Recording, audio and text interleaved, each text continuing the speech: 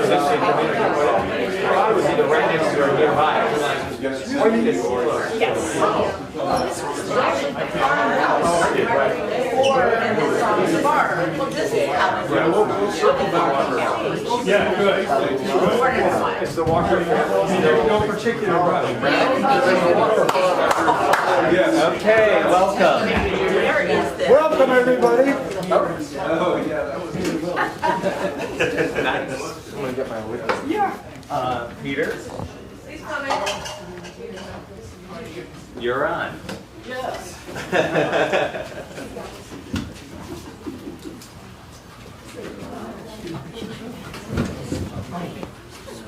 All right. No, don't be sorry. I know I'm losing your way. I just don't want to rush you.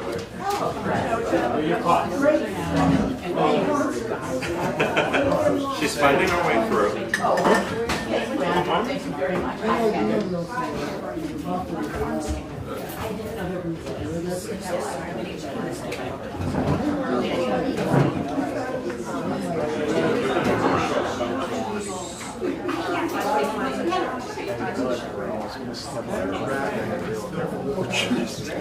right. Well, welcome.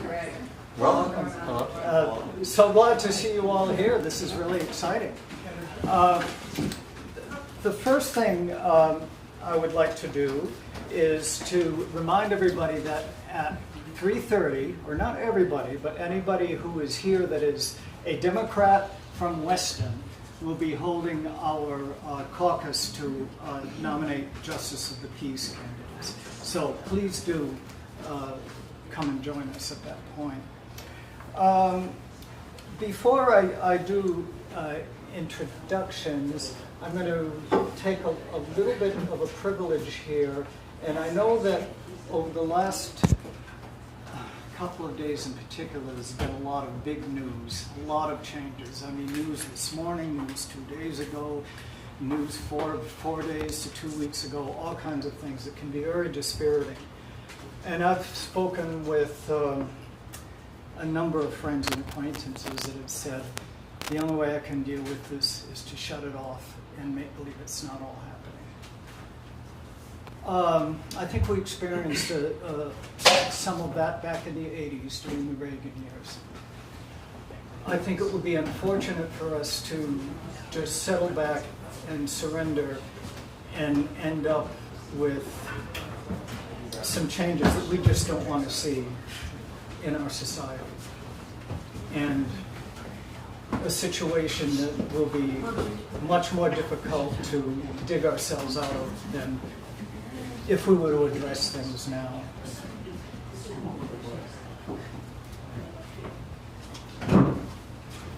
This morning, I read something, and I'm going to read one paragraph from an article that I read this morning.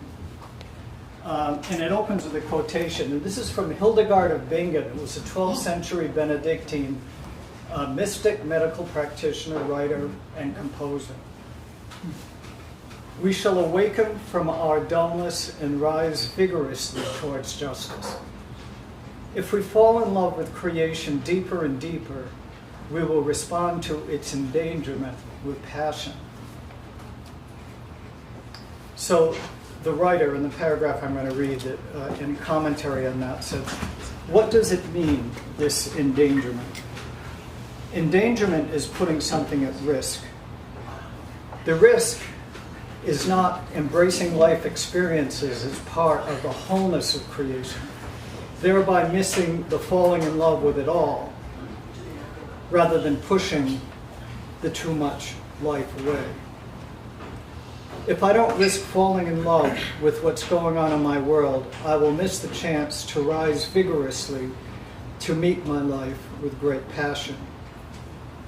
Creation begins in those dark cracks of life. We are at a powerful moment. Crisis is opportunity.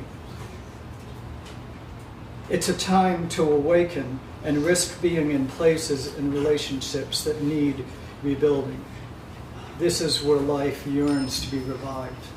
And I think no matter where we're coming from, left or right, we're yearning for revival. And only if we can come from a deep place of compassion with passion that is a love for everyone. If we come from that place, that's really the only way through.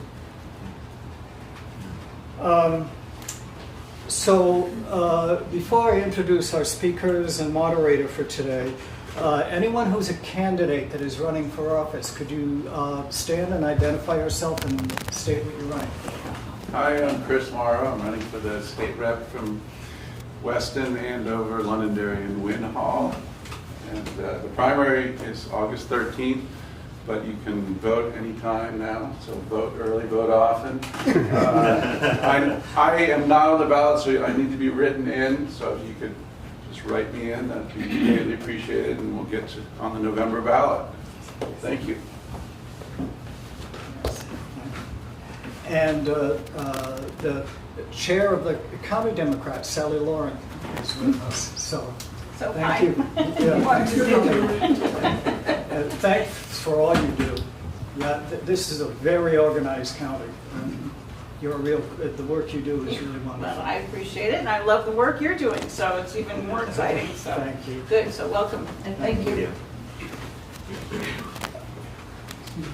And the next, I'd like to introduce the esteemed Wayne Granquist, town moderator and moderator of virtually any event that I've been involved with. Thank you. So, welcome everybody. And this is a great opportunity to meet and greet and talk with candidates for the Lieutenant Governorship of Vermont, David Zuckerman and Tom Renner.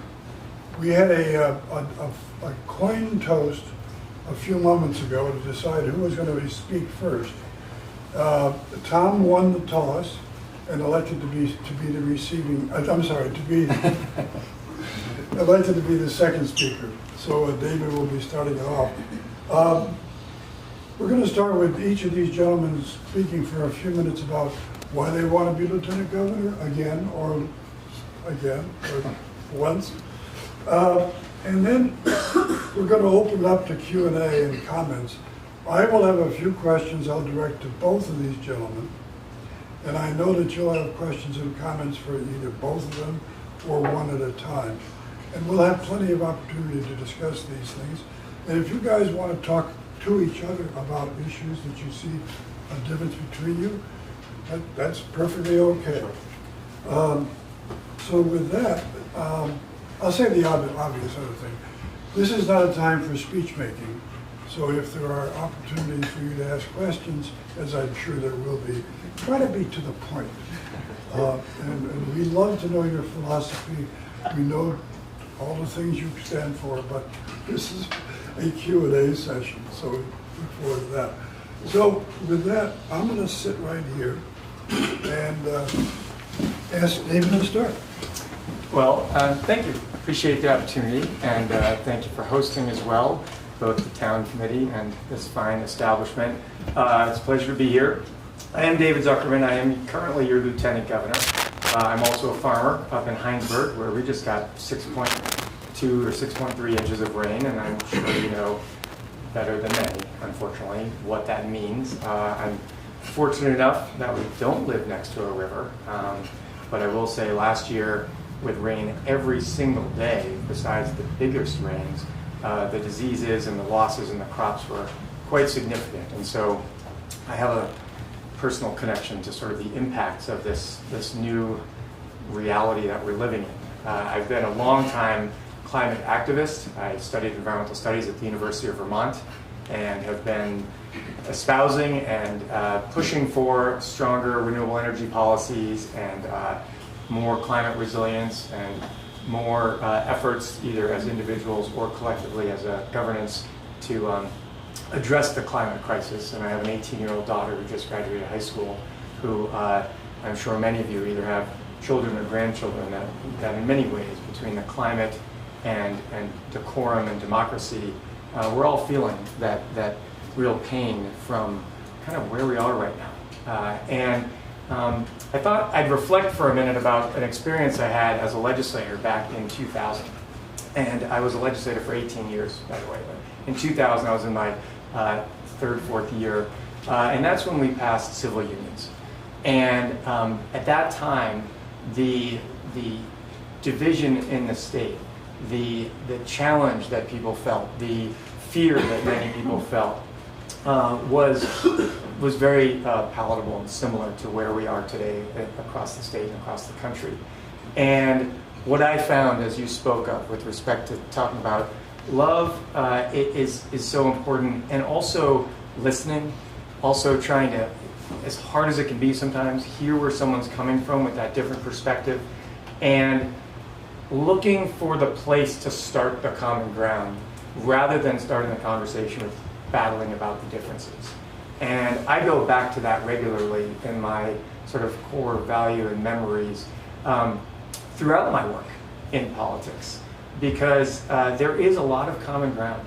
I grew up in a county in rural Virginia that just voted 4 years ago 85% for Trump in 2 months of the year, and right in a town outside of Boston for 10 months of the year that voted 85% for Biden. And the reality of people in both of those communities is folks are just trying to do well for themselves and their families and leave their children a better place. How we define that better place is sometimes a little bit different. How we view what freedom is might be a bit different. For me, freedom includes bodily autonomy for individuals and women. What freedom to me means being able to be who you are as you determine and discover who you are.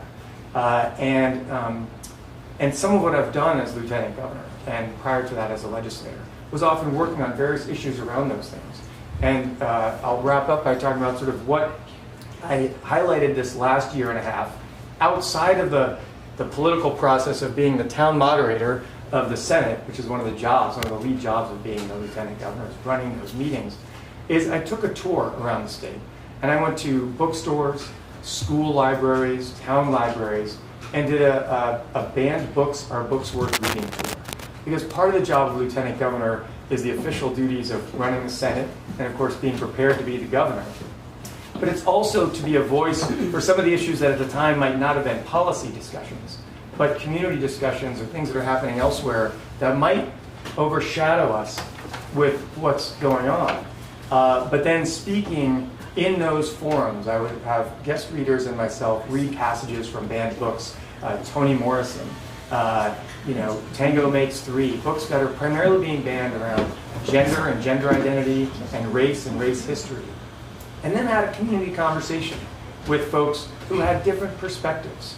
And we actually sat in a room and talked about why broad experiences in books and information and in education is critically important, so that everybody can see themselves in the material, we can learn our history so we can not make the same mistakes of the past, rather than basically indoctrinating students by not revealing information, by not exposing them to the broad breadth of reality that exists in our communities. And so Lieutenant Governor has a range of different possibilities for how to affect change. Part of it is in the room and discussing issues with our legislators, and part of it is the work outside and around the state, making sure we have the civil discourse that we all need to have in a productive democracy. Thank you. Thank you, David. Tom? Well, thank you, David, and thank you, everybody, for being here. Thank you to our hosts. I'm Thomas Renner. I am the Deputy Mayor of Winooski, and I'm so happy to be here with you all today. Most recently in my career, I worked for Congresswoman Becca Balint, and while I was working for her, I had the honor of covering climate, energy, and environmental issues. So last year when the floods came through, I took Becca all across the state to see everything that was going on. But then I was able to work with our policy teams in DC to make sure that we got those resources that Vermont needs. And I know that Congresswoman Balint and the rest of the delegation are working to bring more resources for this unfortunate flooding that we just saw. Peter, I really just want to thank you for bringing up those conversations that you've been hearing, because one reason why I'm running is the fear of Project 2025 and everything that comes with that. If you don't know about it, I'd love to talk with you about it after we're done here today. Project 2025 comes after me and my family. I am a black gay man, and Project 2025 will completely target my existence and make my marriage no longer something that exists. So the fight for our democracy is crucial. As I said, I'm the deputy mayor of Winooski, so therefore I live in Winooski with my husband Michael, who's an Iraq War veteran. So service is just incredibly important to both of us. It's actually what brought us together. If you haven't been to Winooski in a while, the things that we're doing up there, we're growing our housing, we're growing economically. We've created a model on city council, and with our, back up. To create that growth, to create economic vitality. And I think that the model that we've done in Winooski is something that can really be spread across the state, where we focus on our downtowns and on our main streets. No matter how small your town is, no matter how rural your town is, you have a downtown or you have a main street, and we all know that we desperately need housing. As I talk to folks before, when I was working for Congresswoman Ballin, and now as I continue to tour the state, housing is one of the most important issues. It ties into almost every single issue that Vermonters are experiencing. Before I worked for Congresswoman Ballin, I worked in our healthcare system, which was something that was really important to me. Healthcare touches every single one of us. And I got to see how it impacts people on both sides. It was an amazing learning experience. I got to that job by working with Senator Leahy. He was my first boss and an amazing mentor. And one of the many things that he taught me and kind of drilled into me, and it's how I approached the way that I do policy on Winooski City Council, is you work with everybody. You bring every single side together and you get the best policy that way, because Republicans represent a group of people and they care for the people that they represent. We may not agree with them, but they care about those people and they have ideas of how they think they can help folks. The same can be said for Democrats, of course. So we take those two things and we find somewhere in the middle where we can move forward and create the best policy. And that's a lesson I'll never forget from him. And I'm so thankful that he ingrained in me. And that's a little bit about me. Thank you, Tom. That's great. I'm gonna move my chair a little bit. I'm going to start with a question for both you gentlemen. Excuse me. The big issues facing Vermont, there seems to be a fairly decent consensus, at least among the Democrats, that there's climate change, there's a shortage of affordable housing, property taxes are regressive, and the education system is out of control, and kind of a lack of economic opportunity for everybody in the state. Yeah. I'm going to ask David first. How will you guys differ in your approaches to those issues? You start. Well, I don't exactly know what Thomas's efforts will be on those issues, so I'm not going to How will you approach it? Thank you. Well, I would continue to approach it much as I have for years. One is, I've been a strong and long-time advocate for more affordable housing. In fact, this last biennium, there was a big debate about how do we get to more affordable housing with respect to Act 250 changes and other incentives for building affordable housing. And through my history, probably folks may know, I've often stuck my neck out on a number of issues, and I stick my neck into many issues. And so I put out various newsletters about that discussion. And there was a big distance between what the House did and what the Senate did with respect to whether or not we should throw sort of entirely out the window many aspects of Act 250, or whether we should adjust some pieces, look at the historical permitting realities in town and village centers and say, maybe if towns and villages already have other parameters that cover these topics, we don't need to be redundant with Act 250. But the House also put in a 3% marginal tax on incomes over $500,000. And I spoke out in support of that because in order to have affordable housing, we're not going to be able to do it solely through decreasing permitting. We know the cost of materials, we know the cost of labor, and really just the supply and demand realities of where we live in Vermont, so close to Boston and New York, that and other people who are trying to move here from places where they can sell a property for $1 million and buy something here. That market forces just by reducing permitting isn't going to do it. We need to look at really putting more money into making housing affordable. That's one of the many topics. When it comes to climate issues in general, I was on the Natural Resources and Energy Committee for 6 years in the House and worked on trying to change permitting to allow denser housing as well. And now this more recent bill has done that and said in our town and village centers, we do really need to consider more housing in tighter areas so that we don't have this very sprawly attitude across Vermont, which makes transportation more expensive and people have to drive farther, which makes our population density difficult with respect to schooling and education. We talked about those issues. But also, we've really no longer have some of the town and village centers that we used to. We've lost a lot of our country stores, and there's often been talk of closing various post offices. So looking at this whole range of topics, if we have enough walkable critical density in our town and village centers, we can revitalize them. And so that, to me, is a key piece of some of those issues. There's a lot of different issues there. I'm going to sort of let it pause there and we can come back to some of Okay, those. Tom. So I mentioned it a little bit before, but housing is maybe the key issue at the moment because it ties to so many things. And of course, we need to focus on affordable housing. It's drastically important that we increase that number.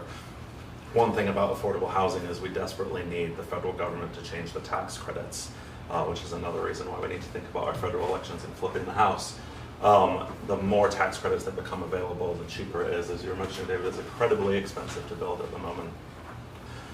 My time at the hospital really highlighted to me the importance of housing for all levels and different phases in life. So we talk about affordable housing, we need to increase that, but we also need to increase workforce housing. We also need to increase market rate housing. And one of the things that really stuck with me when I worked at the hospital is I was heavily involved in doctor contracts and bringing doctors to the hospital and the clinic that I worked in. And we would get all the way up. The doctor was really excited about moving, going to move their family out here, and they couldn't find housing.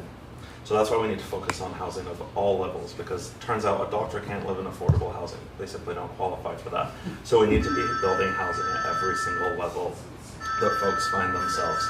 A very similar issue is there's a lot of seniors who are living in big houses where they raise their families, 4 bedrooms, 2 baths.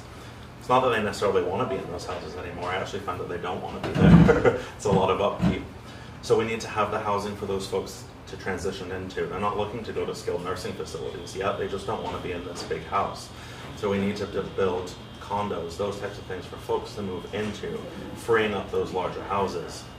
When we free up those larger houses, we also need to bring them up to some energy codes that I think that we enjoy a little more in 2024, which helps with the climate issue partially. You know, as I've been traveling, some folks have told me, you know, Vermont's too small to have any impact on climate change, which... To be in that community service role of being on the Governor's Commission on Women, or any, there's dozens and dozens and dozens of committees, so we make those appointments. Those are the official duties. And you have one staff person. So it's the smallest office of all the statewide offices. You have one person who is the chief of staff of themselves. Anything to add to that, Tom? I think David described it well. I mean, I think also it can be an incredibly powerful messaging office as well.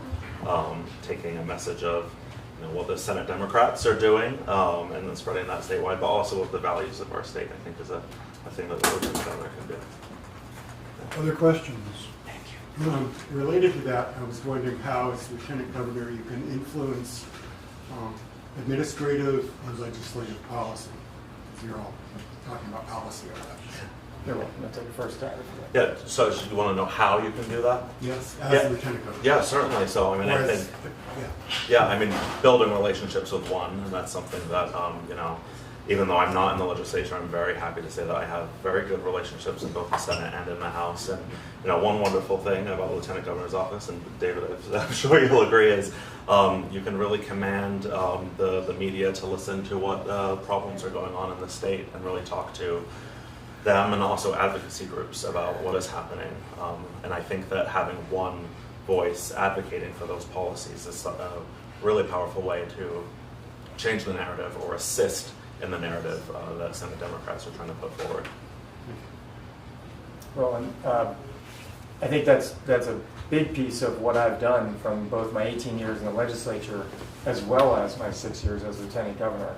Over that time, I met with folks in living rooms and church basements and coffee shops all over the state, whether it was working on issues like civil unions and marriage equality, medical aid and dying, cannabis reform, affordable housing, universal health care.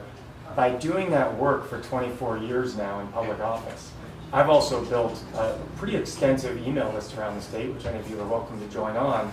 And I put out both a Lieutenant Governor newsletter, which if people sign up for that, they don't get all the political stuff, because I feel like if you've met me as Lieutenant Governor and I'm giving out newsletters as Lieutenant Governor, it doesn't mean you want the political emails on election time. But I've also built a very extensive political email newsletter list to do exactly what Thomas just talked about, but really reaching people all over the state. When I first became Lieutenant Governor in 2016, or actually sworn in 2017, I put out a newsletter saying, I'm going to start putting out these monthly or weekly newsletters, and I encourage you to reach out to your legislators, and here's some topics that are coming up. And actually, just in the first few days of the session, some of those senators that got phone calls from their constituents actually came up and said, so I hear you're telling my constituents to give me a call. And it was a mixed energy response, but actually encouraging citizen participation in the process, which to me is healthy, whether you agree with or disagree with your senator or representative on any particular issue. Having that dialogue and building that relationship is really important. And in many ways, each of you as experts in whatever you do, whether you're a nurse, whether you're an excavator operator, whether you're a computer whiz, there's legislation that is going to, at some point, be related to your expertise. And your legislators don't have any staff at all. And so if you develop that relationship, you then might be that go-to person on what's affecting nurses, what's affecting teachers. Many, they have no staff, they have lobbyists, we all have the lobbyists, and there's a lot of value to the lobbyists. They are also experts, but they often have an angle they're coming at it with that you learn as a legislator and you learn as a lieutenant governor, and they can filter it out. I know Becca can acknowledge that. But putting out those newsletters is a big piece of how I sort of agitate for change by people all over the state contacting reps all over the state with that network. Speaking of relationships, and this is whoever wants to take this, God bless them. How important is the relationship between the lieutenant governor and the governor? Sure, one interesting thing to me as I have gone across the state so far for this campaign is a lot of folks, I think that the governor and the lieutenant governor meet all the time, and I'm not sure where that perception came from. It's not a constitutional belief, but I think a lot of people think that. Given that thought, if I'm elected, if you all decide to cast a ballot for me, and many other Vermonters do, I've worked with Governor Scott when I have been in Congresswoman Ballant's office. I've worked with Governor Scott when I've been in Senator Leahy's office. So that would be something that I would be interested to do. He happens to be an extraordinarily popular governor. I'm not sure why, but he is. And he carries a voice of the majority of Vermonters. So I think that engaging with his office is something that I would be very excited to do for that reason. He also, I think, needs to be dragged over to the legislature a little more and be working with them a little closer, so that maybe we don't have to face these giant vetoes and our good senators and House folks have to try to override them. But I think that the relationship between the executive branch and the legislature and the lieutenant governor's office, they're all there. They should all be communicating. They should all be building on those relationships. Like I spoke of before, one of my first lessons from Senator Leahy was you have to work with Republicans to get stuff done. I wholeheartedly believe that. Well, you may have heard in the past, particularly when I was running against the governor in 2020, for 10 weeks before COVID hit and sort of changed the whole narrative, which is, thankfully we're past that. My loss in running for governor is secondary to people who lost friends and relatives and so forth to that normal time of that virus. But I partly ran against the governor because in 2017, actually even in 2016 after we were elected, our relationship changed. When I was a rep and he was a senator, when I was a senator and he was lieutenant governor, we worked well together, we got along fine. But the governor has surrounded his political apparatus, unfortunately, with some folks that are much more of the contemporary Republican mindset than the governor that we know as a human being. And his political advisor said, don't include David in anything. And in fact, 3 weeks after the election, they called me in and he said, I was in Governor Shumlin's cabinet. They didn't do anything productive while I was there, so I stopped going, and you're not coming to my cabinet meetings. So it was a one-way decision, and he is elected governor, and I'm lieutenant governor, and I'm going to honor that request of his. On the other hand, one of the things you have to do in politics is figure out how to get things done, regardless of whatever roadblocks are put in the way. And I have developed relationships with many of the secretaries and commissioners across state government to make sure that I could do the work on behalf of constituents who reached out, whether it was flood recovery issues, whether it's questions about how to access human services needs. In fact, when COVID started and the unemployment sort of fiasco blew up when everybody was sent home from work, and I got many, many calls where people said, we're not getting calls back from the governor's office. And they're very appreciative that my one chief of staff and I, as well as actually the senators and reps, I mean, all of us were doing the work that, frankly, the governor's office and the administration should have been doing.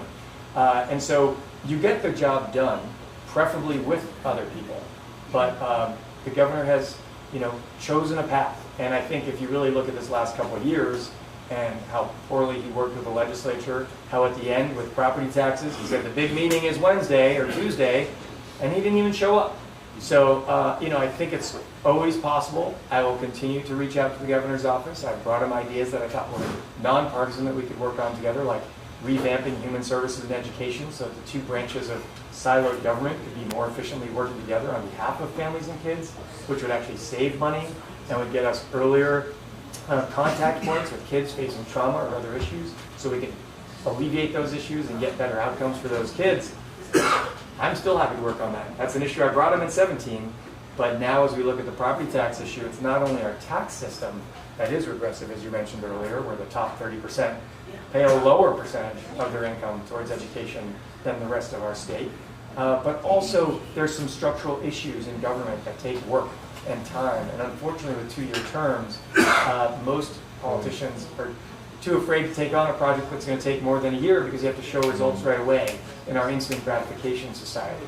But that's something I'm going to continue to work on with the legislature and with the summer study committee that's happening right now to really look at what are we going to do about the cost of education in Vermont. Because it's not just taxes, it's actually some of the structural issues as well. In the back. Yeah, just a question. So Vermont in 2023 had over 230 deaths from overdoses. And while that was a 5% decline in previous year, it seems that Vermont still seems to be going up. I think it's over 13% now, which is one of the higher in the country as far as with drug use. As Lieutenant Governors, what can you do to help with education, prevention? This is really affecting our youth and our young people, especially in those cities and towns that we're building the affordable housing. Tom, you want to take that first? Sure. So it's a really saddening statistic, and I'm in Chittenden County. Please don't hold that against me. But I'm frequently in Burlington, and you see how it is just devastating so many people's lives. We know that a lot of it is our lack of funding, both on the state and the federal level, for mental health care, for essentially, in reality, for beds for these people to get the care that they need and appropriate facilities for them as well. So we need to advocate for more spending in those spheres to really get to the bottom of the issue. And one thing that I talk about is we need to meet these people before they fall into the lifestyle that is hurting them. That means that we need to be providing an economy that works for folks, an economy that keeps people housed, and the supports that people need when they do fall into a difficult space. When you've ever spoken to somebody who has been taken by substance misuse, for the most part, it's a series of events of one bad thing after the other to where they find themselves. So if we're able to help them and have a strong support system in the beginning so that they don't get there, or if they do start to travel on that path, we can help them sooner. It's really important. So I think the Lieutenant Governor can be key in advocating for those types of supports, supporting the legislature, who I know wants to really work on these issues. And that's going to cost a lot of money. So somebody needs to be really advocating on their behalf to do that. But it truly breaks my heart, and to share a little bit of my personal story.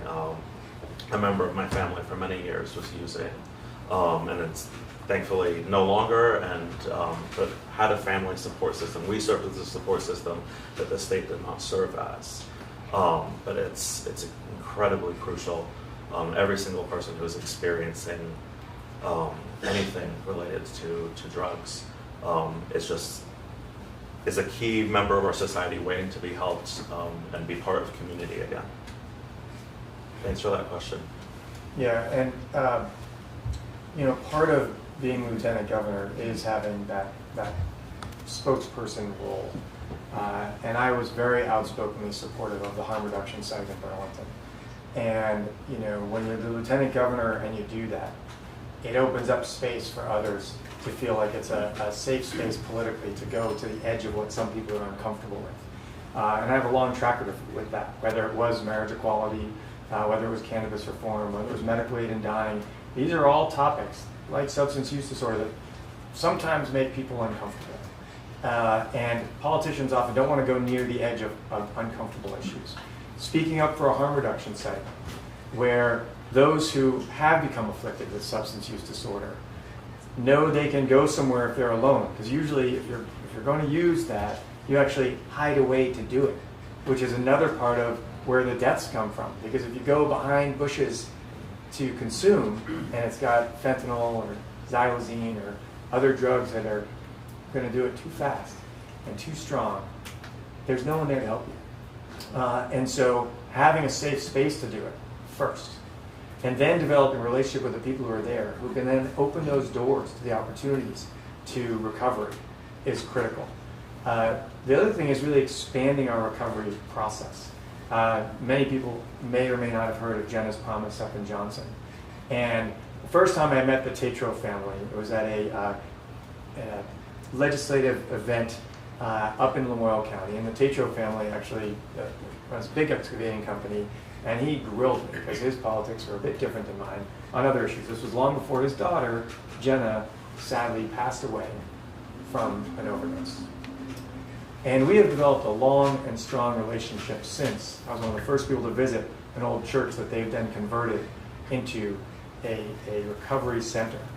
Full-fledged. They've got counseling, they've got workout rooms, they've got meeting rooms. They've also started businesses so that folks who are coming through recovery can get trained back into being a reliable person in the workforce. And on top of that, they've got housing above the facilities where they're working to provide essentially as much as a year or even longer to help get folks back on their feet. It's not an expensive proposition, and it's been a lot of state money, a lot of private money, and a lot of donated money. But if we could work to replicate that around the state, rather than you're clean for 30 days, off you go, it's sort of like when folks come out of our incarceral system and they don't really have the network to really get on and stay on their feet for a while until they can walk that treadmill properly. We are a very instant and short society, and we don't invest the money we need on that end. I would fully agree with Thomas that the front end is also reducing people getting down into that path. And that comes from usually various trauma or medical issues where you then were given a painkiller and too much too often, and I think many people here know about those issues. I had an employee who I didn't know was addicted to heroin, and I learned of it later in the year, but there were things that kept happening on the farm that I didn't understand what was going on, and now in hindsight I know what to look for, and certainly would have been very supportive, and I've continued to reach out to him and his family as they moved to Florida because they couldn't get treatment here, and so Shocked they could get it in Florida. what's that? So I'm shocked they could get it. Yeah, I don't know. That was the circumstance, but it is an incredibly important question to bring up. But I think affordable housing is a piece of that. good education that helps people when they're facing bullying or trauma can be a piece of that, because if you get down a path of any particular substance, I don't think there's anybody who goes, hey, wakes up one day and says, I really want to stick a needle in my arm. That's not how it happens, but that's how sometimes people that want to demonize folks who are struggling sort of point out like, oh, you just made a choice, you're addicted, that's your problem. I don't think that's the approach any of us should be looking at these folks with, and we really need to be much more compassionate and recognize they're members of our community, they're family members, and they can be wonderful people fully integrated into society again if we're willing to make the investment. Thank you. Yeah, mental health access definitely needs to be. That's right. Thank you. Questions from the audience? Becca? Hi there. If you don't know me, I'm Senator Becca White. Thank you so much for coming to Weston. My question is that relates to the fact that campaigning is not free. Unfortunately, it costs money to go door to door and to put out mailers and to have all of the things that it takes to be successful. I'm wondering if you could speak a little bit to both of your fundraising strategies and what it means when someone gives a donation to you, what you think about that, and how it impacts your relationships as you move forward if you were to be elected. David? Well, for one, I'll say I've never taken a corporate donation. Bernie inspired me back in '92 to volunteer when I was a student at UVM, and so I've never taken corporate donations. I don't know that. I don't think you have either, probably. But I've had a long, strong track record of that. To me, I actually, again, with a very big email network, do a lot of emails and get a lot of small donations. Certainly, there are a few larger donors who have watched my work over the years on environmental issues, on human rights issues, and so forth, who have thankfully given larger checks. But they've already agreed with me on everything to do that. To me, and I regularly email folks who out of the blue send me $3 or $5 on that blue. I'll pull their email and I'll send them a note and say thank you. They usually say, I'm so sorry, I can't do more. And I point out that the folks that give $3 or $9 or whatever they give, that is clearly a struggle for them to be giving anything. And so from an emotional perspective, I feel like that's what gives me the energy to go out in all that door-to-door work or driving around the state, 2.5 hours one way and back to meet 25 people, for instance. It wasn't quite 2.5 hours today, but because they're saying, I don't have a lot to give, but I have faith in what you do or how you do it or how you think or your integrity, and I appreciate what you say, and I want you speaking for me. So I've always answered every phone call, regardless of the size of a donation. I think I have over 3,500 phone numbers in my phone right now, because when people call me, I keep the name, and I write a little note next to their name about what they might have called me about, so that if they call again, it'll help me remember.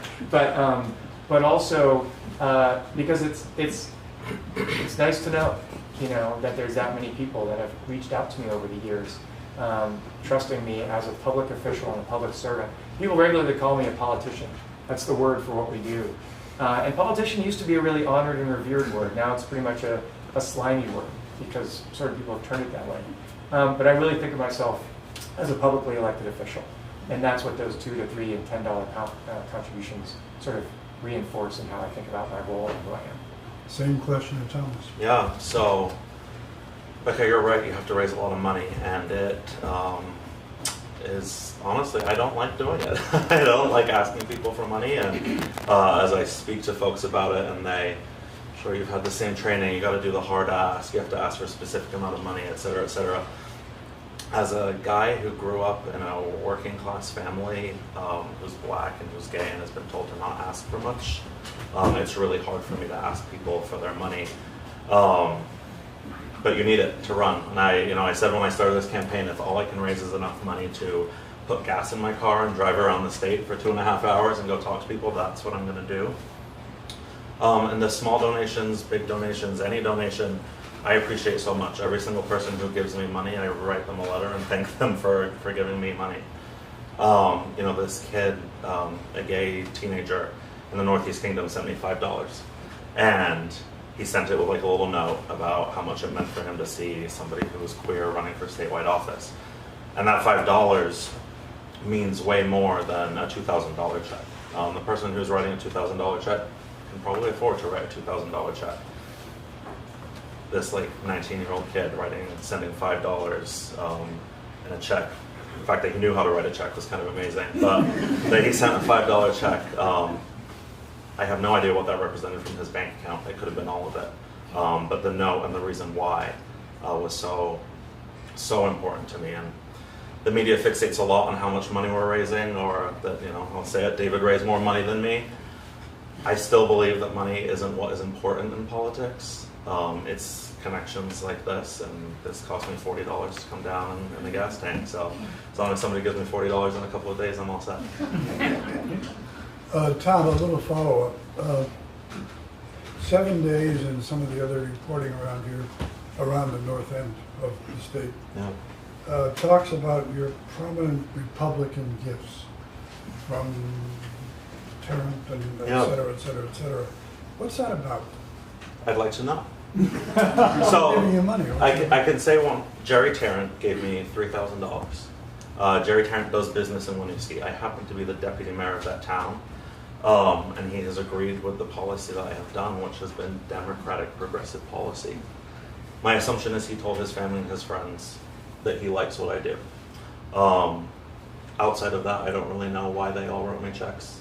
One thing I know is whether it's Republican money or Democratic money, I'm a Democrat. I've been a Democrat my entire life. I serve on the executive committee in Chittenden County. I used to be the chair of the Winooski Democrats. I've worked for some prominent Democrats that I think you've all heard of. They chose to give me money because they believe in my message. And I'm talking about affordable housing, supporting working class folks. I keep talking about, I'm a working class guy myself. My dad is a teacher. My mom works for the government in a state government role. Neither one of them make a lot of money. They decided that they liked my message, which is democratic values. So I wanted to give you a chance to answer to that. well, I appreciate that. And those reporters should maybe try to reach out to them and ask them why they give me money. I don't have the answer. Can I offer one small thought, which may also be a piece of this, is that I've talked about how Bernie is an inspiration to me and has been for a long time. I've actually been endorsed by Bernie more times than anybody else in the country. The benefit of 2-year terms is that that's the one benefit I can think of. But, the Tarrant ran against Bernie. He spent millions of dollars attacking Bernie. He does not like Bernie's message that wealthy people can pay more. And I have said that loud and proud for a long, long time. And so there could well be a piece of that. I don't want to discount the work in Winooski as well. Sure. I think he lives in Florida now, but maybe some of his family Well, you're members talking about still Richard. do. Right. So Jerry Jerry lives and does work in Winooski, Right. and he's the only Tarrant that I know. Right, So. exactly. But I think that may be a possibility as well, is there are people that do not want to see me in office. Because if you look at the economy since the 80s with Reaganomics and quote, trickle down, and I want more than a few drops of water, and I think most people want more than a few drops, not as much as we got last week, but and you got last year. But the discussion really is the disparity in income. You want to go back to the topic of substance use disorder. You want to talk about affordable housing. You want to talk about investments or lack of investments in our school infrastructure. We are facing the results of 40 years of austerity governmental policy, whether it be Republican or even some neoliberal Democrats who think that wealth accumulation at the top is the way to make society work best.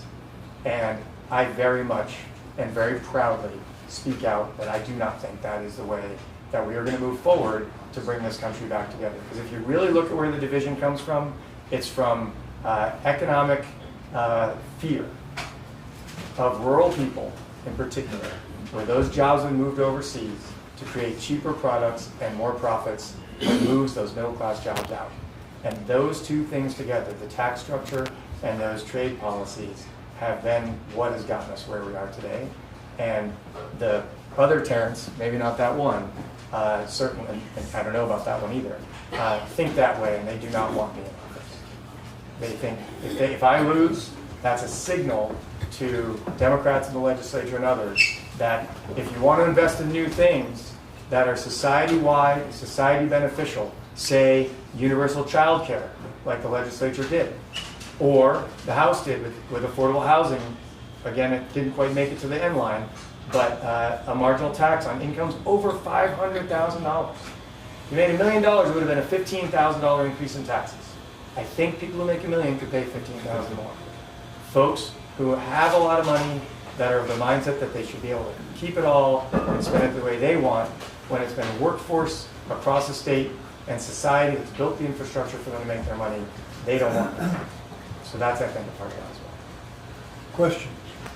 Could Tom, you comment on that idea that has been proposed for an extra tax on incomes over 500,000? Yeah, I think we should tax people who have a lot of money. So I lived in Europe for a long time. My mom's a Brit, my parents are divorced, but I won't get into their marital drama. If you make a lot of money in most European countries, you get taxed a lot of money, and that's why they have healthcare. That's why they have housing for basically anybody who wants housing in many countries in Europe. If you have been assisted by society, you know, I like to say Elon Musk didn't become a billionaire because he did it all by himself. There were a lot of tax credits, tax breaks, government grants that got him there. So because the United States supported you to become a multi-billionaire, it's only fair that once you've reached, before you've reached the level that he's at, you get taxed a little more to, one, kind of reimburse the help that we gave you, but two, you're part of our society. We should all be helping as much as we can our fellow members of our communities. So yeah, let's tax rich people. Yeah. Behind that, I can't see. Oh, yes. Tom? Yeah, a few years back, I went to Florence, Italy, and I was really enjoying visiting with people there, got to know them. I was running an art program, and one particular house was really nice, and somehow I got to the point of how much taxes do you pay? And I was astounded at how little taxes they pay. And I think one of the problems you have with the housing thing, well, for example, I bought a house here in Rainbow back in '60. It was 25 acres in the house, and my taxes were $45. Not that now. I don't have the house now, my children have it. But I think you mentioned earlier the housing situation. That, to me, is the key here. In not only Vermont, but probably in America. Yeah. There's something wrong with the way you allocate public funds. Because having a household that's healthy and not debilitated by these taxes is really the way to have a good society. I don't know how you're going to do that. Well, we do know that in 1/3 of the communities in Vermont, folks with second homes pay a lower tax rate than folks primary residents. Why is that? So I was actually there, back to the experience factor. I was in the legislature in '97 when we passed Act 60. And Act 60 was landmark legislation, much as our child care legislation has been.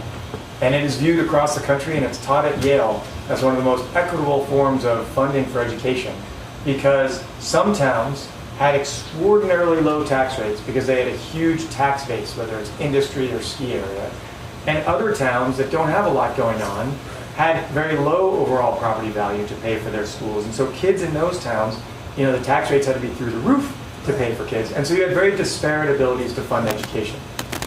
Act 60 created a statewide formula that made it possible for people to fund their kids regardless of the low property value in their town. It designed a system with 2 tax classifications: primary residence and everything else. Some states have 14 categories, we have 2. So what happens is the primary residence rate is affected by your local vote and what you choose to spend per pupil. So that if towns spend a lot per pupil, their tax rates are higher, regardless of the property values in their town, they're parallel. Or if they don't spend a lot per pupil, they're lower. But the non-voting part of the state, second homes, industry, commercial, rental properties, the owner of the property doesn't vote in those towns, are all in this other category, farmland as well. And so that rate is set statewide, and it goes up and down with the overall state average. And so what happened over 20 years is some towns spent over state average year over year. Some towns have spent less than the state average year over year. So the primary rate in different towns has gone like this. The statewide rate is level for the non-residential properties, or the non-primary residential properties. And that's where 1/3 of the towns spend more in their primary residence rate than that level rate across the state. There is now, after some of us have been talking about this for a number of years, research and data being put together whether or not we can create a further classification, because 1 in 6 residential properties in Vermont, 16%, are second homes. It's the second highest rate in the country. I think we're tied with Maine, more or less. And so, you know, at some point, again, as you've heard me say before, I think there are those that can afford to pay a little more. To me, any of us that have a second home can afford to pay a little more so that someone else can afford to have a first home, or so that our kids can be taught good education so we have that workforce, whether it's electricians or medical, you know, neurological surgeons. So that is why we sort of face some of that tax You ought to problem. figure out another way, the state should figure out another way to make money. I don't know how. Well, it's hard. We're not between here and there, you know, and that's the big You've done, piece. in my opinion, you've done a great service to the artistic community in America. Because I know, I'm an artist, and as a result of our moving up here, I think half a dozen of our friends came up, all of them were artists, or writers, or musicians. And it was, you know, it was a struggle too, you know, because it was sometimes a second home, but and they weren't living luxuriously in the first place. Right. But it was a great place. It's been a great place to be creative. It's inspirational. And also, from a political point of view, you know, you have a long history of independence, and I think you should be asserting that now a lot. I would argue I do. I'm not talking about you personally. I'm talking about I know. the state should be doing that. Right. We had a legislative forum here a couple of weeks ago. Becca was not able to I be missed here. it. I know, but we missed you. I heard all about it. Wow. You're a good mom. Allison Clarkson was here. And, shocked. yeah, I'll talk now. Sorry. And Dick McCormick, et cetera. And we had some folks there who were on school boards in Springfield, et cetera. And they talked about special ed and the impact that special education has on the mandates and the local costs, et cetera, et cetera. Somebody want to talk about that for a second? I mean, it's expensive. It's expensive. incredibly important Well, that we do it, though. Two of the IEPs were $100,000. Yeah. And that was a burden on the town. It's not spread throughout the state of Vermont. So is that something that can be dealt with? Is that fair? Go ahead. Is it fair? You know, I mean, I think you did a wonderful job of explaining how we fund education in Vermont. You know, as I've been campaigning, and you know, even just as I did budget season in Winooski, it's clear that people feel like their taxes are taking a heavy burden on their pocketbook. So yes, we need to change something. I saw Senator White smiling when you mentioned that we need to do something because the legislature wants to do something. They're exploring ways to alleviate that tax burden on folks. It's drastically important. When I talk to people about education spending, what I find really interesting is it's not necessarily the dollar amount that's always a huge shocker. It's, are the students getting everything that they need? Are they getting the services that you would like to be providing in terms of extracurricular activities? Do they have music class? Do they have Spanish class? Those types of things. If all of those line up and the students are doing really well, most Vermonters are fine with spending a lot of money on education from the conversations that I've been having. It's when those things don't line up. It's when you're spending a lot of money on education and your school district is cutting music classes and cutting Spanish classes. That's where people see the disconnect, right? You're spending more money than you've ever spent on education before, and meanwhile your kids aren't getting as prepared for college or for trade schools as they should be. So we need to change it. I'm not afraid to say at this moment, I do not have the answer to how we change education spending, but I know that it's something that Vermonters are incredibly concerned about. When I was working on the last budget in Winooski, I met with this amazing group of women who meet once a month. The youngest one is 82. And they were talking to me about the budget that we're proposing and what it would increase. And one of the women said to me, at the end of the month, I have, after my Social Security check, this isn't a person who's living lavishly, I have $50. You're proposing an increase that would be $60. Where do I get the extra $10 from? I know that people are feeling the burden of taxes right now. One of the great things about being in municipal government is you have those kitchen conversations with people all the time, and they own up to things that maybe they're not entirely proud about, but they don't have a lot of money left over at the end of the month. So I know we need to do something different. As Lieutenant Governor, I would work with our legislature and empower them to do that difficult work and serve as that messaging person to explain the work that they're doing and why it's so important and why it's needed. And to that, it's another piece of our education formula that is directly related to what you just said. And the difference in Vermont compared to every other state in the country that I know of, is that in other states, the education budgets, the local voted education budgets, are not the funding stream for the special education and some of the human services costs that are now borne within our education spending. So when you see statistics out there, and this is why it's so important to always dig a little deeper, and they say, Vermont spends $20,000 or whatever the exact number is per pupil. This is outrageous. Other states are $12,000. Other states are $13,000. You really have to look at what you're comparing. And in those other states, the whole special ed world and a lot of the human services and social services in schools, those are paid in the Agency of Human Services with general fund money. And general fund money tends to be, not always, a more progressive formula, or at least it's not property taxes. In a lot of other places, unfortunately, they have high sales taxes, which are also regressive, but they might have other business taxes or different splinter taxes. And the bottom line is, those are often, a 5% on your purchase of something, and so it eats at you day by day. But you don't get that one, $7,000 or $12,000 whopper of a property tax bill. And so people don't think of those other taxes when they buy candy at the store in those other states, or even food. We don't tax food, but in other states they do. But the general fund money pays for those human services side of the education equation. And in Vermont, that's been shifting more and more. One of the ways that Governor Scott, and this is maybe one of the reasons he doesn't like to work with me much, is because I point these things out.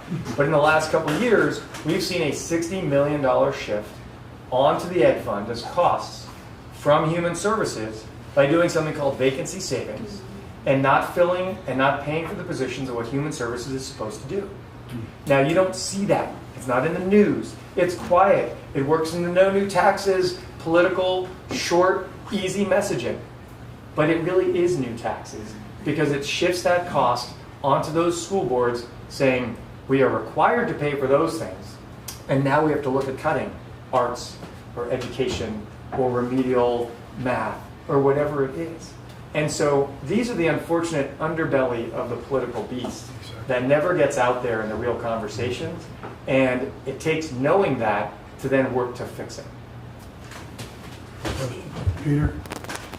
So I entirely and heartfeltly agree with the last couple of conversations. Social services and the mental health agencies in particular are grossly underfunded. Too much of it is falling as a burden on education. Absolutely. The education taxes are getting too high. So the question is, how do we find a funding solution to deal with this without killing the goose that lays the golden egg? How do we do it? And which goose would you, is that the second homes or the wealthier Vermonters? Which is your goose? Well, it's that, and it also could be income tax, but how do you do all the, it's bewildering to me that back in the 1950s, the top tax rate for income tax for people very wealthy was like 90%. Correct. And now people are outraged that you want to go anywhere even half that. Right. But if we do that just as a state, then the golden egg will move to another state. So how? So I don't want to jump in I went first last time, you ready? So the statistics are quite clear, and you can go to Public Assets, which is an organization in Vermont, publicassets.org, that does a lot of economic analysis of sort of progressive taxes and regressive taxes, and what's the reality behind the rhetoric. When New Jersey raised their top marginal income tax rate, they actually ended up with more high taxpayers. Now, partly the economy is growing, so more people moved, just economically moved up the ladder from within. But the reality was people didn't tend to move. It's true, on the one hand, wealthy people have the ability to move much more easily. And we do see plenty of Vermonters who, once they've made their money here, they then move to the second home in Florida and stay here for 5 months and 29 days and enjoy what's here and enjoy the lower taxes and the high heat and the rising waters and the book banning and the racist government of Florida. And that's a choice they make. But what we are also finding, as you mentioned, I believe, is there are many, many more people that want to move here now. They recognize that the communities that we have, the way that we view the future, that we are a part of the planet and the earth, not apart from it, and that what we do has an impact, and we need to be taking measures to look out for our kids and our grandkids and the flora and the fauna around us. People want to move here because we do have marriage equality, so that no matter what happens at the federal level, not that I want it to happen, because we have brothers and sisters and non-binary family all over the country that are getting deeply harmed by those federal policies proposed in Project 2025. But if you are in Vermont, you will be able to be married, you will have bodily autonomy as a woman, and we care about our neighbors. And that is more important to quite a few people with a lot of money than the lot of money part. So I think we do have the ability, especially now with broadband as well, and people are moving here, making their money, to be willing to pay more. I don't think we're near the edge of that golden goose being the wrong direction. Marguerite? Is there any way that the legislature can move those expenses back on human services? It's hard until we raise broad income taxes to have the money to do it. I mean, this is the challenge, right? We want more money to have a Jenna's Promise in every county. Well, that would cost millions. I mean, I say that. Yeah. I don't think I'm overtaxed my income taxes, my property taxes. Right. It's killing me. Right. Can't we fund our education the way Yes. And other people do? that's been one proposal to do that, or anyone include talking about income. Yeah. No, people are definitely talking about it. I mean, including income taxes in education, whether it completely shifts to that or it's a dual model. I mean, the legislature is actively exploring it. The treasurer's office is looking into it, and there are definitely people trying to. We People can know. get this before I die. Well, Hopefully. You'll live a long time. Yeah, hopefully so. So right now, 70% pay based on income and 30% do not. That 30% are the wealthier 30%. They pay a lower percentage. They don't pay, I think right now it's 3.6 or 3.3% is the income sensitized level. When you have incomes of $1 million, unless your property taxes are over $38,000, you're paying a lower percentage of your income. And that in aggregate, at least about 6 or 8 years ago, was about $30 million tax shift from that wealthy people don't pay, that their other 70% do pay across the board. So one thing would be to just income sensitize everybody to that same level, to at least the starting rate. And so there's lots of different pieces to this. So there's the second homes, that's one piece. Whether it's making everybody pay by income, that's another one. And I would argue that this discussion, which some of us have been espousing for decades, has become more palatable today. Because again, some of us have been saying it and then getting reelected. And it shows others, when you support those of us that don't just say it once in a while, but say it regularly. When folks like me get elected, it says to the rest of the legislature, oh, maybe that's what people want to see happen. So I do agree with you. May I ask, now around southern Vermont, at least between here and housing values have gone up enormously. We were recently assessed, and I was talking to a nice young man who came to my house, and he said in this town property values went up 70%. In Manchester they went 50%. Now that's a huge pile of money. Yeah. What is going to happen to that increased valuation? Is it going to be taxed at the same rate? So the tax rate, it sort of depends. And this is the complication of the formula. If all the values in the town go up, at least for your municipal taxes, your tax rate should go proportionally down to generate the same amount of money. On the other hand, if certain towns' overall values go up, like Southern Vermont, more than towns in other parts of the state, on the education tax, it's how much you spend per pupil determines your tax rate, not the value of your home. So your taxes will go up quite a bit unless you are income sensitized, in which case you'll get an adjustment of up to $10,000, so there may be a limit on that. Maybe it's $8,000. I might have to update my numbers. So yes, when those property values go way, way up, they will pay higher property taxes significantly, other than if they're adjusted for the income sensitivity provision. But this is a pure supply and demand. This is economics 101. People want to move here. That's why I say there's people coming here spending that kind of money are not people making $40,000 a year. And so from an income tax perspective, right now, it's an in-migration in a big way, which is why I think that's the direction to consider. And we're seeing those property raises everywhere. Just in Winooski recently, we did the same thing, a 50% increase, and people were extraordinarily worried about that. But it is because people are moving here, and that's why we need to continue building homes so that people have a place to live when they come here, and so that we can even out that market a little more, so that we're not seeing such huge property assessments. And what is the assessment time window? If it's 50% over 12 years or it's 50% over 2 years. But what we did see was the statistic that Vermont had the highest increase year over year last year of 12% statewide of any state in the country. Some of these big increases also happen because the assessments and the appraisers only happen every many years. The slightly good news about that is that the education fund formula has that thing that annoys people called the common level of appraisal. And so your tax bill, if your house doubles in value, is not going to double because of that. Because for each of those years that it's been going up, the common level appraisal has been taking that into consideration. So your tax bill has been seeing that tax increase with your value, at least in some proportion year by year. So you won't see a doubling in your taxes if your assessment doubles, but your common level appraisal will reset. It's complicated, but it's important. Complicated is actually important. You should put it in the income tax. That's what you're taking in. It doesn't take into account the money you worked for all your life, and now you want to reach into my IRA and take it out. Right. Peter had mentioned earlier that it's 3:30 today. There will be a gathering to decide who wants to be a JP.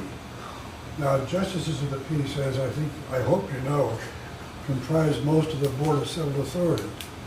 And the Board of Civil Authority is what listens to the appeals from appraisal decisions that are make people unhappy. So if you would like to be engaged in the process, please, right?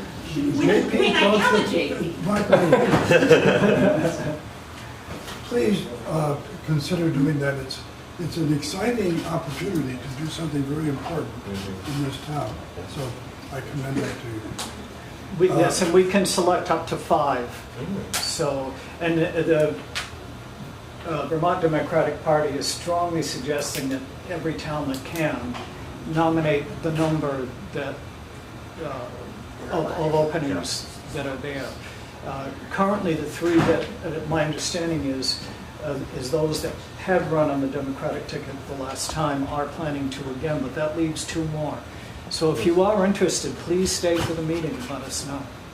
Please. And it's incredibly important because a lot of times they're also, like you said, the Board of Civil Authority, which is also then the overseers of local elections. Yes. And as we look at the election of 4 years ago, the national conversation, and that does exist here in Vermont as well, of people who are challenging the integrity and everything else, it's that group of people who are the wall against it being taken over by people who actually do want to do shenanigans in the elections. Exactly. So I think that's incredibly important as well. Well, and we have found statewide, particularly this year, that the state party has had to pay attention and intervene for shadow candidates, people that are really Republicans, and asking to go on the Democratic ticket. So it's the county and the city and town committees and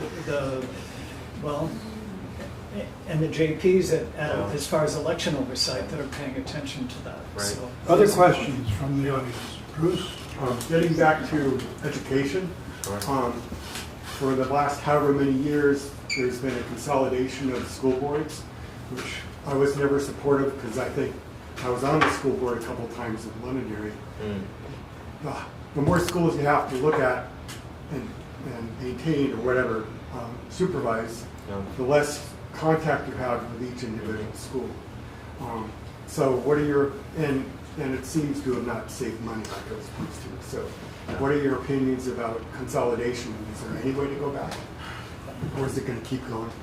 Well, first things, members of school boards are kind of the most important politicians that I think there may be. The work that they do is folks rarely thank them for that work, and it's really important. Without our students, there literally is no future, so it's really important to have good folks on school boards. My dad's from very northern Maine, an extremely rural place, and they did some consolidation up there many years ago. Similar conversations that we're having. They were facing rising costs, dwindling student populations, and what resulted from that is kids sitting on a bus for 2 hours each way going to school. That did not work, does not work, and frequently when people talk about trying to save costs, they talk about consolidation. It seems to be the natural thing to do, but as you stated, it doesn't generally tend to save a ton of money, and it actually makes the situation worse for the students. So, when we're talking about consolidation as a fix for rural areas, it's definitely not something that works in rural areas. And back to the school board piece, one school board shouldn't be overseeing multiple different districts. Every single district is different, every single school is different, and we really want the school board to be embedded in the school in order to do the work of a school board. So we definitely shouldn't do that. I'm not in favor of that, if you didn't get that from what I said. Well, I think it is a challenge. I appreciate the circumstances in Maine, although Maine is also one of the largest states in the eastern seaboard, east of the Mississippi, and especially up north. I mean, it is incredibly low density. So those 2-hour drives, I think that's much too long. Yeah. On the other hand, there's a lot of conversation around high schools that have maybe 100 kids or 125 kids, where really the opportunity to get the range of foreign languages, the range of different courses is almost impossible at that smallest scale. And so there's a lot of academic research that shows schools of closer to 300 or 400 or a little bit more at the high school level is both greater opportunity for your kids and more cost effective to manage. So I think if there was going to be consolidation anywhere, I think there's range and space for that potentially in certain areas for that to happen. You look at U32 and Montpelier High School, they're like 3 miles apart, and one of the buildings has room for both, and it's sort of a bit of a costly overhead ridiculousness that they're not one high school. So there's places where that could work. I know that I think it was Stowe and Morrisville, and that was much more about Hatfields and McCoys and different economic classes in different communities. And frankly, that's not a reason to not be together. In fact, it's a reason to be together and be with people who have different circumstances and learn more about the range of diversity of circumstances and communities. So it is not a one-size-fits-all solution. I think that's true. But also, there are cities that have more kids than Vermont that are a single school district with one superintendent, one superintendent's office. We have 51 of those. That's probably not where the bulk of the money savings is. I think we addressed that earlier with human services issues. We've addressed it earlier with some of the tax formula issues. But there's room for some of that, to be perfectly honest. And the other thing is, a first grader being on a bus for an hour is intolerable. A high schooler can probably actually be on a bus. If it were an hour, in most places it wouldn't be in terms of those consolidations, because you can get work done now on your computer or reading a book.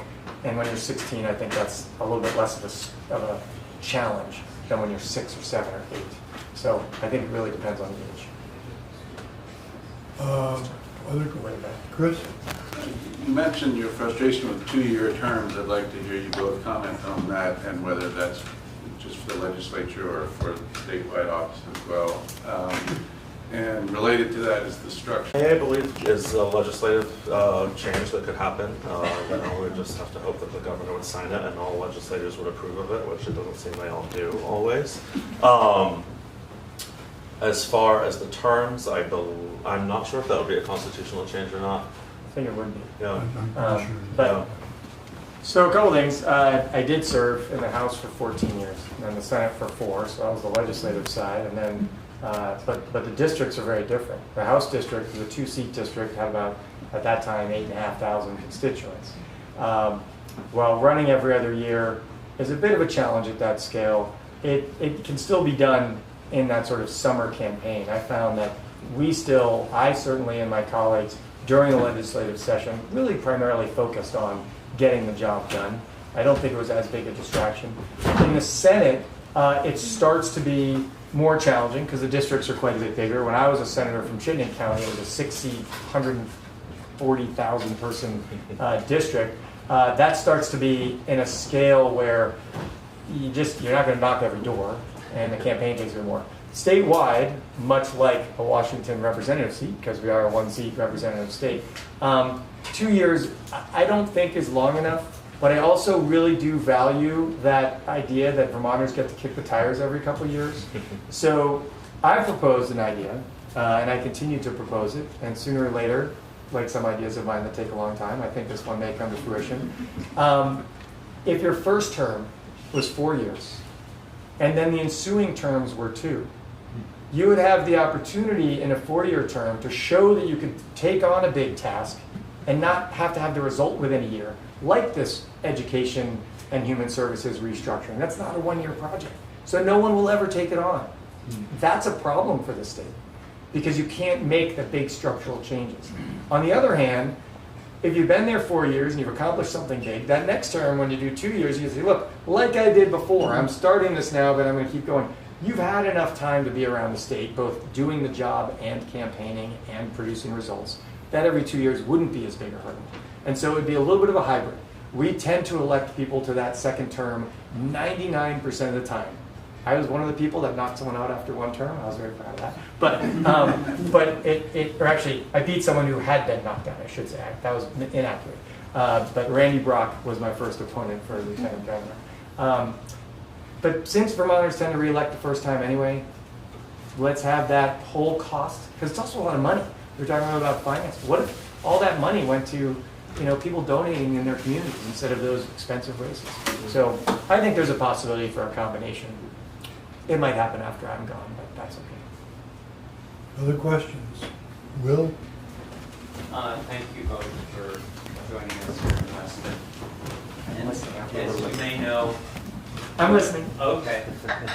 Weston is in the mountain towns. And the mountain towns, there are 4 around the periphery of 4 different counties. So we're in this place in the mountain towns where we don't have the services that you all benefit from, where most of the money goes in the state of Chittenden County. So when I say that, it's because we've had to find a way to develop our own social service network because we're on the periphery and we're sort of thought of. We've had to develop, I know there are 3 select board members here and they don't have the staff. We don't have town government like you all do in Chittenden County. So there are a lot of things that we don't have that we either have to create on our own. And the question for you both is, how are you going to serve the mountain town communities? How are you going to remember us? What are you going to take from this discussion that's going to be meaningful for you, that you go back in the service that you do for our state? David? Thank you. Very good question. First, I'm going to be the antagonist and point out that, in fact, just as a lot of blue states send more money to Washington than they get, it's a little bit of a misnomer that Chittenden County actually gets more money than it sends to the state. So I just want to clarify that statistic for a moment. The cost per mile of road, all those different things are actually more expensive in rural areas. So there's there's money that goes out of Chittenden County, not net in. That doesn't mean it's enough. It doesn't mean it addresses the very real concern that you bring up. As someone who, I also live in Chittenden County, not quite, I lived in Burlington, which is about as dense as Winooski, although I think Winooski may be the most compact, dense community Correct. in the state. Correct. But I now live at the very, very, very, very edge of Chittenden County, almost in Addison County, so I throw that out there. There's no doubt in my mind that one of the things in particular we really need to look at is rural public transportation. And to me, investing, I think, so a lot of this is about systems thinking. Last year's Act 250 bill was to work towards building our village centers, building our town centers with more density. That has many, many pieces that then flow from it. One of them is that transportation reality, that a transportation route, up or down, 100 or various main routes connecting the communities of the mountain areas to the periphery of the state becomes more economically feasible, because it does take, unfortunately, a lot of money to have rural areas have the same services as the denser communities. That's just economic math. So to me, those pieces are tied together, but it's also tied to that climate issue. So transportation is a big one, because I think if you have transportation, then you start having access to services, because there's not going to be, a major mental health hub in every single community that has a village of 130 people, or a town that has 630 people. But at least if there was decent public transportation, either to get to work in other communities or to get to services in other communities up or down and nearby, that starts to address some of those inequities. And we had to create that system. One of our nonprofits had to create that system here. You shouldn't have to. Right, exactly. So again, I want to come back. What are you taking away from the questions that you've heard here that's new? I'm sure a lot of the issues are the same across the state, but how are you going to remember us? How are you going to, because again, we're sort of in this dead. I mean, I think both of us, you just talked about being in the Northeast Kingdom and meeting with people. One of the great things of Vermont is we actually remember these conversations. It isn't necessarily a magical thing. It's the passion with which you speak your truth. That's what holds in each of us as senators and city councilor, deputy mayors, and lieutenant governor. You remember these stories because you take the time in the community to sit for a bit.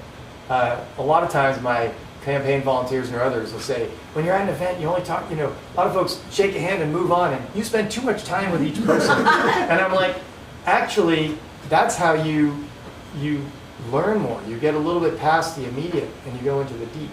That's the how I do it. I mean, I don't know if there's a magic how.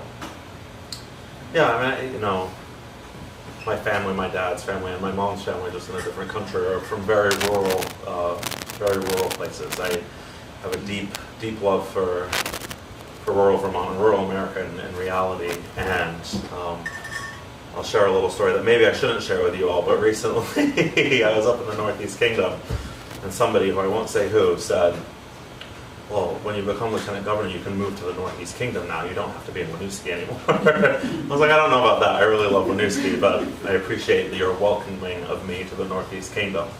But transportation, David, I'm glad you brought it up, because transportation is so key to, and we need better transportation in Chittenden County, by the way. So it's everywhere, but the state should be investing, and the federal government should be investing in public transportation everywhere. That's trains and that's buses. When you can move people, they have an easier ability to get to appointments, to get to jobs, and you can see that people can grow their economic, financial, personal stability and bank accounts as well. So it's really important to invest in transportation statewide. We frequently compare ourselves in Winooski to rural towns because, similar to rural towns, the folks that live in Winooski don't have a lot of money. So we come up with many of the same issues. We don't have, even though we are in Chittenden County, a lot of our services exist in Burlington. And it seems, it's easy to get to Burlington, it's across the bridge from Winooski. If you have difficulty walking, if you're somebody who's elderly, if you're somebody who doesn't know how to navigate the bus system because you don't speak English, which many people in Winooski do not, you actually feel very isolated. So I understand the issues that a lot of rural folks in Vermont deal with, because we deal with them in a similar way, but different in Winooski. And it's important that our state recognizes the need that we invest in transportation all across the state, and that we come up with ways to move people around. And the federal government honestly needs to invest a lot more in rail. Who else has a question that hasn't been heard? Anybody? Marguerite, go ahead. I just wanted to know if you're aware of the trial system that they're using in Manchester, and it's federally funded, and it's kind of like dial a minibus. Yeah. But I work for people always need a car. The number of requests we get for a ride to the doctor, a ride to the grocery store, it's working wonderfully. Yeah, great. I don't know how much it's costing because it's being funded federally, but it is exactly, I mean, we didn't think we could have a large municipal bus system, but this is helping the people who need it the most. Well, and also, you say, a ride to the doctor, a ride to work, things like that, but also people should be able to go to a friend's house to, have a glass of wine and be able to do that on a transportation system as well. It shouldn't just be those vital appointments that we help people get to. It should be every aspect of their daily life that a public transportation system should serve. Questions? I got a question for you, David. You were elected as a progressive to the current situation, the current office. Will you be running as a progressive again? I'm actually, just to clarify, I'm elected as a progressive Democrat. Okay. So I have won both primaries now a number of times, twice for the Senate, 3 times for Lieutenant Governor, and I won both nominations for governor, so I guess whatever that is, 6 times so far. I run in the Democratic primary, and I either win the write-in or the nomination of the Progressive Party as well, because legally you can only run in one primary. And so I run in both, I have won both, and I run with both labels. I do put the Progressive first. I think earlier we discussed an independent streak, and I do think our political system, as we look at our choices sometimes nationally, we look at some of the choices and the discussions that are happening nationally, as we look at our society in a non-binary way with respect to gender, with respect to race, we find ourselves still stuck in a very binary political system. And I think if we were to expand our system, where we had more discourse with different viewpoints, having a level playing field to debate each other, then we would be in a better circumstance overall. That's why I support, for instance, ranked choice voting, which Senator White voted for in the Senate, and I appreciate that, where you could actually have more people running. The other opportunity, a different way to do it, would be to have people be able to run in multiple primaries, but again, you can only file in one. So I will do it again what I have done before, which is to run as a progressive / Democrat if I win both. If I lose the Democratic primary and it's a fair and level playing field, which it has been, then I will actually not run solely as a progressive. That's a commitment I made many, many years ago, because I'm also working to be cooperative and not create the 3-way scenario. Even though in this particular circumstance, I think whoever wins the Republican nomination, either the Democrat or if I were running as a solely a progressive, would probably still win, because how Vermont has shifted from where we were 20 years ago and who some of the Republican candidates are. But that's the pledge I've made, and I will continue that. Thank you. That's very helpful. Other questions?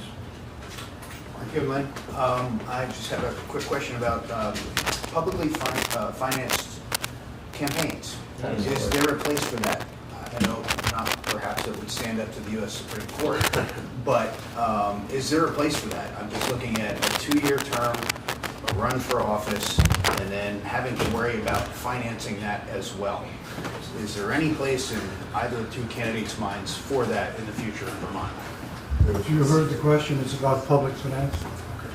I mean, it slightly addresses the answer that I gave Senator White over there, but if we didn't have to rely on money, I think that would be great. I think a lot of the problem in our political system right now is due to the money that's in politics.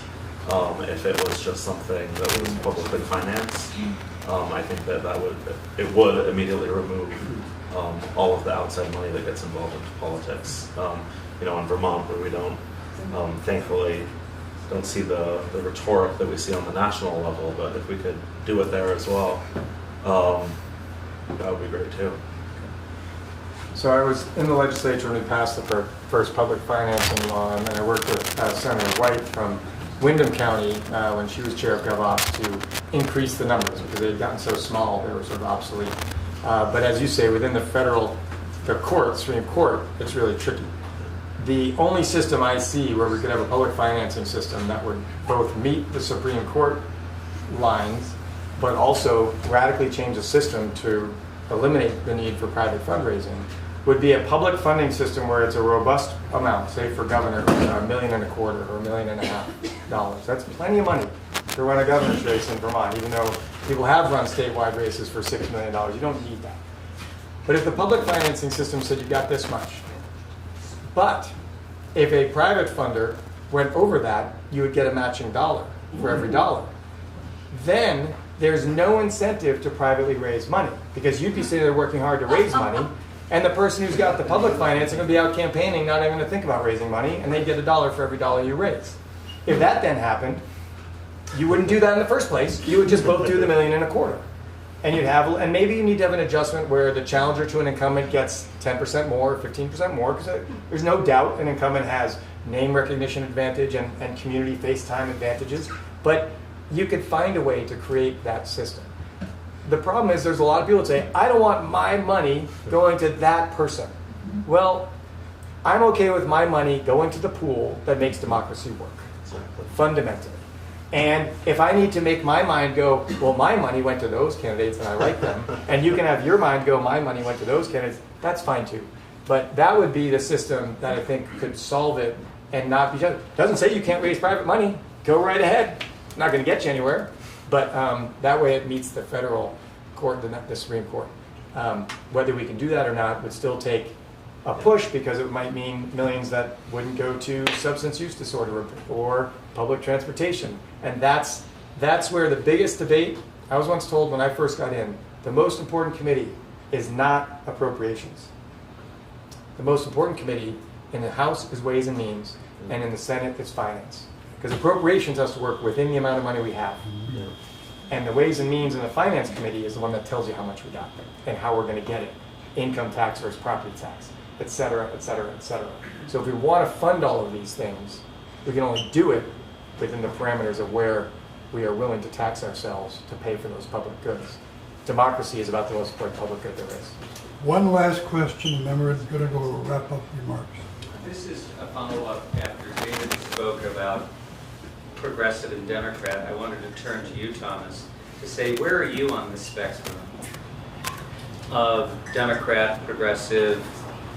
Where do you fit in all of this as the context that David has? Yeah, sure. So if I win the primary, I'll be continuing to run as a Democrat. I won't be a PD or a DP.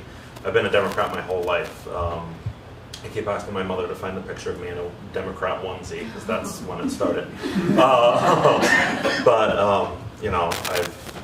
I campaigned for Hillary Clinton very extensively. That was a harsh loss for all of us. But when I went out to my family in northern Maine for Thanksgiving, who had all been brought under Trump's rhetoric, unfortunately, my uncle said, and thank God that Hillary Clinton wasn't elected.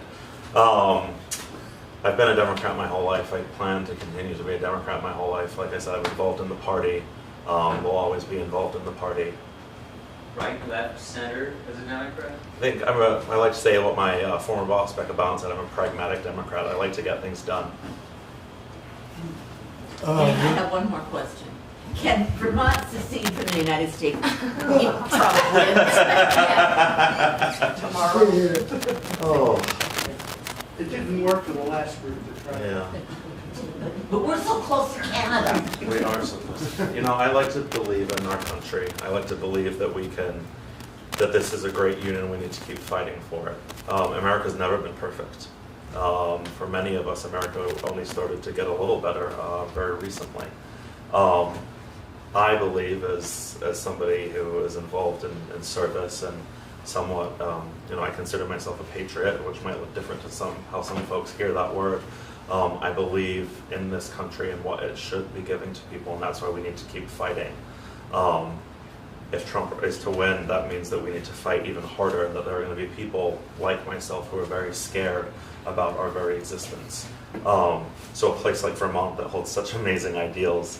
Go north, remember. Although we could go north, I think we need to continue to be the beacon of sanity that we have served for a very long time. It would be super easy to go north and be Canadian and enjoy everything that they have up there, but I think that our country is worth fighting for. Even more so if Donald Trump is elected. We will need to fight for our country if Donald Trump is elected. And I don't feel like we can run away from our brothers and sisters in other states and leave them high and dry. We have to be an example of what this country can be. I think we have been in many respects, but there's more to do in that regard. As much as the gut reaction might be, let's go. And I actually just added a flag to my barn a few weeks ago, because I think it's really important that those of us that value what America really stands for don't let a different viewpoint feel as though they own the flag. Yeah. In fact, when I look at what they do to the flag, and I've talked to some pretty conservative folks who are really angry that flags are whipping in the back of trucks and getting tattered. Yeah. That flags are cut into bikini tops and bottoms, men or women, and utilized as clothing, as shredded pieces of that flag. It makes me really angry. Because if you really, and then there's the court, the Supreme Court's justices, spouse, and so forth. Anyway, it's just we have ceded too much ground in some of these debates and some of this conversation, and we have to respectfully take that back. And I think one of the things that is different about folks in this room from the energy that we're facing nationally is that we still believe in fighting for what's right, but we don't believe in doing it through vitriol, through harm, whether it be physical or verbal. And it's hard to hold the high ground and not sort of punch back at times, but we have to punch back with wit and intelligence and integrity. And frankly, I think Biden has done that quite a bit. I have my reservations as well, but I think Biden has done that. And then ultimately votes, and that means the groundwork, the work that we do on the ground, calling, getting connected to networks all across the country, writing the postcards, making the phone calls. These elections are won in hearts more than minds. I would argue that about half the votes out there are about how do people feel about any of us. Regularly, I think people remember that I had long hair more than they remember that I was a leader on marriage equality. They remember that I give out carrots in parades more than that I've made it so that people nearing the end of their life can pass on their own terms with their family around them. And when people ask me what's the most important thing that we could do or what's the most important thing that you've done, I talk about those individual stories that people tell me about how they can be holding hands in public with their loved one when they didn't feel safe doing that earlier in their lives or in a different state. Or when they tell me a story about a loved one where they were all together for the passing and their loved one was at peace with their family around. It's those little moments that are the feelings that are what people vote on. And so when we reach out to people and tell them personal stories about how Project 2025, as you were doing a very good job of, because it's you, right? And when you tell those stories to people, that's what shifts and changes minds over time. And I think it's important, sometimes we get too wrapped up in the intellectual details. And that is, most people just turn that off. We do miss your ponytail. One last word. I think we should. No, Don, you've leave been now up with and this gentleman right the here. rest of the country. What? Me? Yeah. I have a question. Maybe Alan should go through it. Two qualified candidates for lieutenant governor. Who's running for governor? Esther Charleston. Sorry, that's actually an answer. That's- Esther yeah, Charleston is running for governor. that's But you mean between us and why? Yeah. Well, right now, I think I'm we're both running for yeah, I'm running for lieutenant lieutenant governor and very focused on that job. If I'm to win, that will be my full-time job, and it's the job that I'm interested in having for hopefully a very long time. And I'll just answer that. I did try that once. I know. And that's not to say that I may not try it again someday. But as just stated, the job right now that I'm seeking is lieutenant governor. And I think I do it well, presiding over the Senate. I know the rules inside and out. I think people of all parties in the Senate would attest to that. And I've been an outspoken advocate on issues. But how come we can't seem to get a Democrat to run credibly, a centrist Democrat? Sure. Well, I would have liked Howard to have run. I think that would have Because been. it's a Democrat, let's say a Democrat, Right. to run for an office that is clearly against the Democrats. Right. Because too many Democrats vote for Phil Scott. Well, that's- Yep. I think we are at the end of the engagement here, except for a couple of closing remarks, and you went. I went first last time, so I don't know if I. Tom, you want to start the Closing remarks? Sure, yeah. Less than 15 minutes. Well, when you say less than 15 minutes, is that 30 seconds? Is it 2 minutes, 14 minutes? So, thank you again, everybody, so much for coming out. I know it's a beautiful day. There are many, many other things you could be doing as opposed to listening to David and myself. So, thank you. I'm really impassioned to be running for Vermont. I truly believe in the future of our state. I've seen the future of our state in the city that I'm currently the deputy mayor of. It's a diverse future. It's a future that supports the small business owners. It's a future that builds housing so that we can grow, so that we can maintain people here.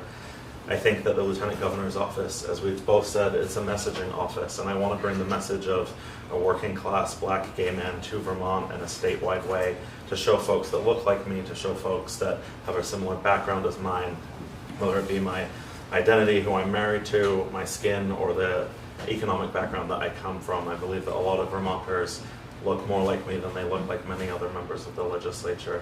I'm really hoping to represent every single one of you, as I said before, whether it's a Republican or a Democrat or progressive or any other party that may pop up. My belief is in Vermonters and in representing the voices that everybody has, rural or urban, all together. The different opinions that we have or how we move Vermont forward. Everybody together, listening to every single side. The work that I've done in Winooski has made me incredibly proud, and I want to take that work statewide. So thank you so much, David. Thank you for being here with me today, and thank you as well for moderating. I really appreciate it. Well, yeah, thank you. I too am asking for your vote. I have been a public servant for 24 of the last 28 years. I have a long track record of putting issues out there that the public was ready for maybe, but the political world wasn't quite. But over time, that grew through grassroots organizing and effective advocacy on some issues that I've touched on before, and I'd like to continue to do that work, particularly around affordable housing and the climate, but also around democracy and decorum. I believe I mentioned earlier that I did a banned books or books worth reading tour around the state, and that was not solely about the incredibly important topics that were being targeted: LGBTQ+, racial history, coming of age, are sort of the three main categories, and authors in those communities. But it was also about discourse, critical thinking, and democracy. And in this moment, I think having an experienced voice who is a leader in the state, who is willing, not just like our governor who says, well, I don't really like Trump. That's a good thing, but that's like the bare minimum. But actually is out there going into communities, talking with diverse communities as well, communities that don't agree, and saying, we can have this conversation. I'll tell you briefly, when I go around the state, up north there's a radio station that has a conservative talk show that the lieutenant governor's on once a month. And I run into quite conservative people on the street sometimes. They say, you know, I don't always agree with you, but I really appreciate that you answered the questions directly. You don't mealy-mouth around what you believe, like a lot of liberals do, and I'm not casting shade on any of the candidates in the room, but sometimes that happens, or at least they view that as happening. And talking directly with people, and also listening to folks with those different opinions, and finding ways to make a room of different opinions be able to talk to each other is so critical right now. And I have experience doing that for many, many years as a public servant. And I think right now, that is maybe one of the most important things happening in this election. So, Thank you. That's it, folks. Thank you so much. I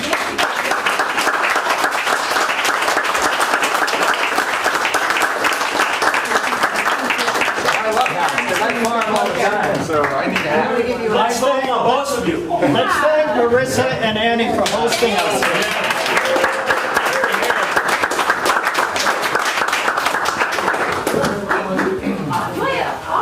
So your school, both of you